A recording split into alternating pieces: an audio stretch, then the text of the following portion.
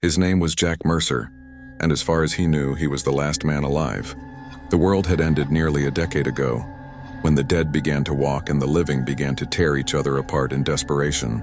Jack had survived not by luck but by stubbornness. He had fled the collapsing cities, heading north until the roar of chaos faded and only the quiet of the redwoods remained. In Northern California's endless forests, he built his refuge. Jack lived in a weather-beaten cabin reinforced with scavenged metal and wood, hidden beneath towering trees older than history. The silence of the world pressed in around him, broken only by the wind sighing through branches or the distant calls of birds. His only companion was Daisy, a loyal yellow Labrador retriever who had once belonged to his son. When his boy was gone, when his wife was gone, Daisy had remained. She was all he had left. Each morning Jack rose at dawn, his beard streaked with gray, his hands rough and scarred. He drank his coffee from the last tin he'd found years ago, staring out at the mist rolling through the trees. He would listen, always listening. For zombies, for danger, for anything alive. That morning, Daisy stiffened beside him, ears twitching. Jack set down his cup and reached for the rifle leaning against the porch. The groan came next, faint but unmistakable, a sound that had haunted his nights for years.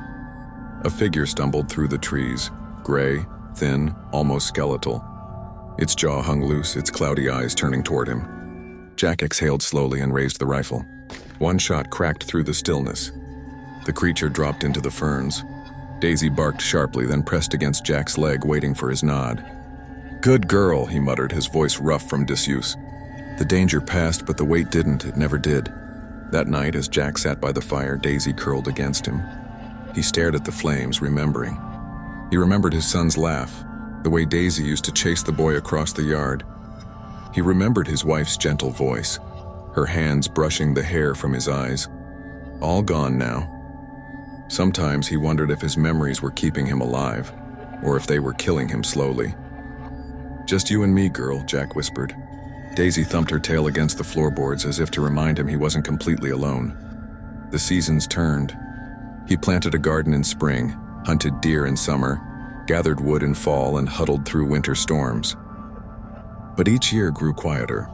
The undead were fewer, their numbers dwindling, their bodies decaying beyond use. The world had emptied, leaving only echoes. One evening, while scavenging a ranger station half swallowed by ivy, Jack found a broken radio. His heart hammered as he carried it back, cleaned it, rigged wires, and hooked it to a car battery. Static hissed through the speaker. He stayed up all night, tuning, begging, waiting. Nothing, just noise. When dawn came, Jack sat back hollow. He laughed bitterly at himself.